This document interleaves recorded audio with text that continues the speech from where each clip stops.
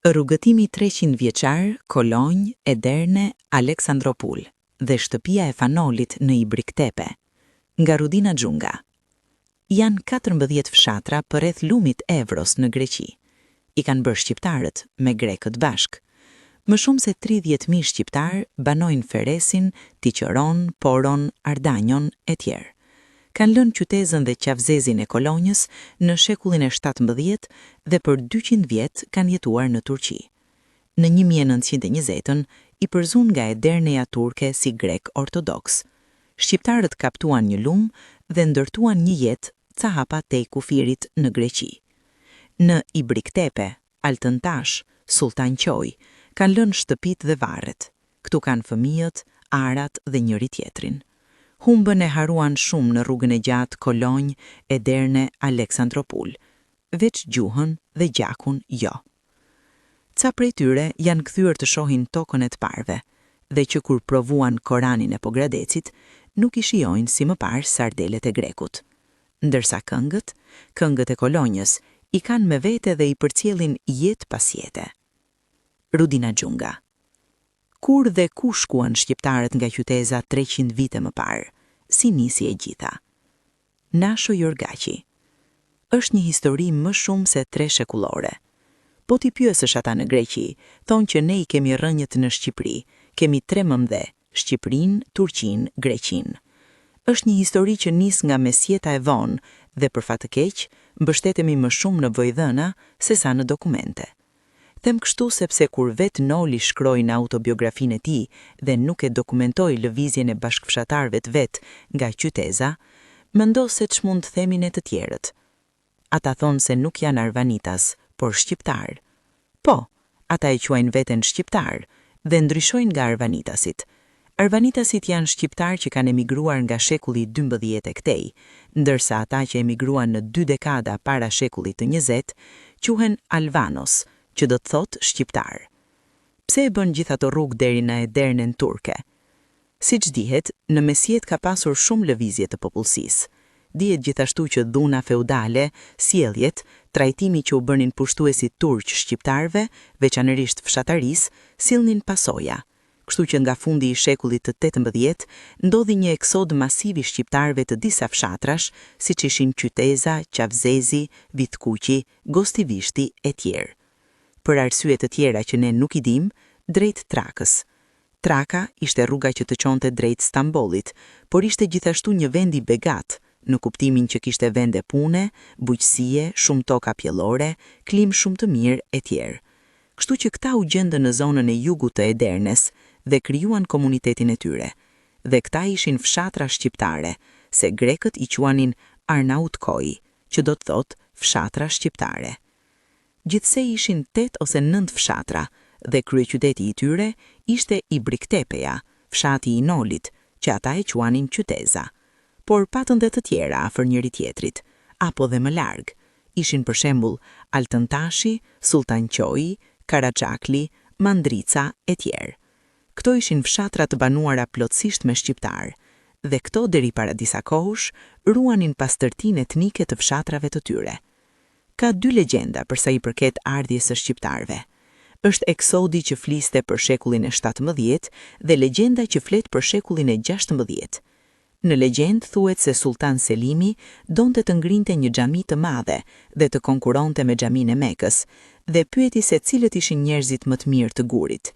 Dhe i thanë që meshtrit janë në Epir, në një vend që quhet Kolonjë. Me që kishte si vezir Mehmet Sokolin, kryeministër me origjinë shqiptare, dha porosi që këta meshtër të merreshin nga Epiri dhe pikërisht nga Kolonja. Këta ndërtuan një xhami në Ederne, që është madhështore, e arkitektit Sinani, edhe ky shqiptar, dhe u ndërtua me 999 dritare dhe jo me 1000, se ashtu e kishte vetëm xhamia e Mekës.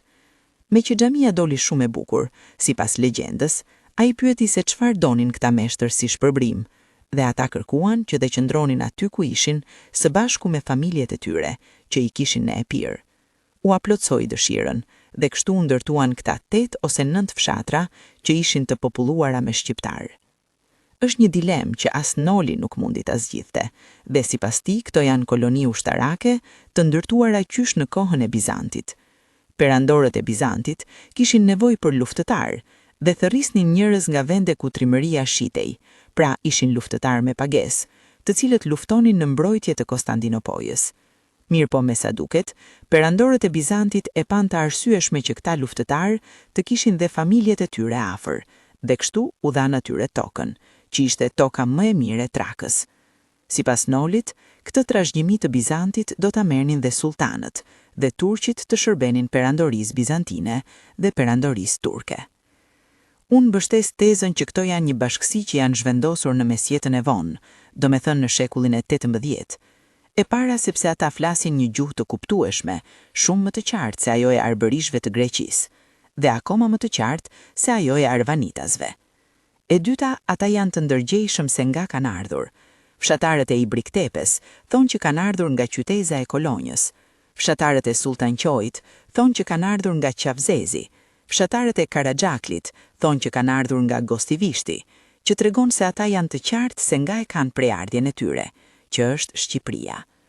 Shumë kush mund të thotë se këto janë mendimet e Nolit, se janë kolonia e ardhura nga koha e Bizantit. Si shton tamam çështja? Noli ishte historian i mirëfillt dhe besoi se tezat e tij janë të vërteta. Sipas Nolit, këto koloni ose ngulime janë të lashta si ngulimet shqiptare, ndërsa mosha e popullimit është e re, që tregon se këto ngulime her pas here janë rinovuar, janë përtëritur me shqiptar të ardhur nga Shqipëria në kohë të ndryshme. Rilindësit kanë qenë të interesuar në dienitë e ekzistencës së Arnautkojve.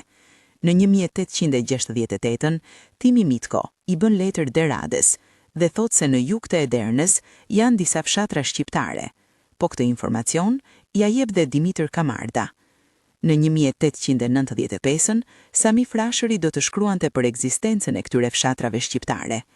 Në vitin 1910, Mithat Frashëri ka shkuar në këto fshatra dhe i ka parë vetë ato, që i dha një dëshmi shumë interesante, ku thotë, vetë qytetarët nuk e dinin se kur kishin ardhur, por ai vetë ishte shkuar tek varret dhe kishte parë se gurët e varreve datonin jo më larg se sa koha e Ali Pash të Pelenës. Flet Jorgos Panaiditis, banor të Trakës. Fara ime është shqiptare, ndërsa gruaja greke, por fëmia jonë është shqiptar, ashtu si unë. Mamin dhe babin i kam pas shqiptar dhe këndonim në Shqip gjithmonë, derisa u pleksa me grek dhe nisëm të haronim Shqipen. Kam lindur në një fshat, Sarali. Pleqt erdhen nga Altëntashi, Turqia. Erdhen me një gomar dhe me një dyshek. Ara kam, punoj, traktor kam. Tani jetoj mirë me grekët, por përpara kishim probleme, jetonim si në Vietnam. Pasi u pleksëm, problemet mbaruan dhe tani jemi e Europë. Rudina Xhunga. Çfarë ndodhi më pas? Pse u zhvendosën në Greqi? Si ishte ikja nga Turqia? Këtë ishte eksodi i dytë në historinë e kësaj bashkësie, që ndodhi në shekullin 20. Ishte një eksod shumë i dhimbshëm. Kishte ndodhur lufta greko-turke dhe pas asaj lufte tragjike u bë dëbimi i grekëve nga Turqia. Këta, duke qenë se ishin të fesë ortodokse, u identifikuan si grek dhe lëvizja e tyre nga këto fshatra bëre brenda 24 orëve. Këta njerëz morën në rrugën për në Greqi, duke kaluar lumin që quhej Evros ose Meris, si i thon turqit. Ishin me mira dhe siç kanë thënë pleqt, kanë kaluar me gomar, në këmbë, me plaçka në përtrah dhe kanë thënë se lanë gjithçka. Kur kam qenë në 1981 në Ibriktepe, pleqt që kishin qenë dëshmitar në atë kohë, thanë se kishin gjetur shtëpit ashtu siç i kishin lënë. Grekët që erdhen nga Azia e vogël u pritën mirë nga grekët dhe shteti grek u vendos në zona të ndryshme të Greqisë.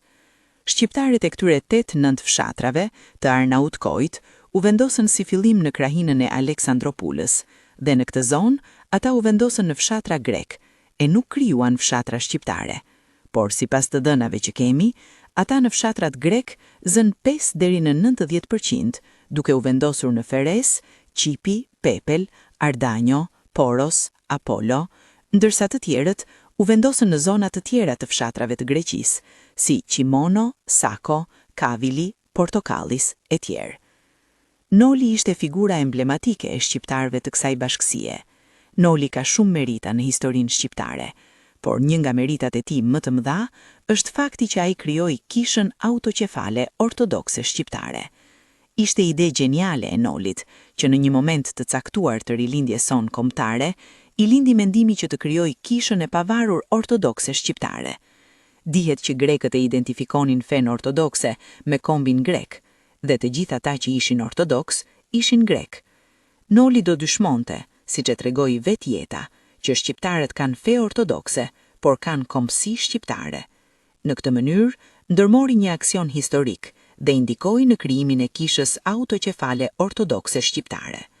Kështu Noli gjeti çelësin për t'i bashkuar, për t'i bërë të ndërgjegjshëm shqiptarët ortodoks dhe për t'i vënë në shërbim të lëvizjes kombëtare. Flet Petro Kolioni, nga Tiqeron. Nga erdhën gjyshërit e tu? Thuhet se erdhën nga Korça. Nga cili fshat të Korçës? Nga kolonja e Vidhkuqit. Kam qenë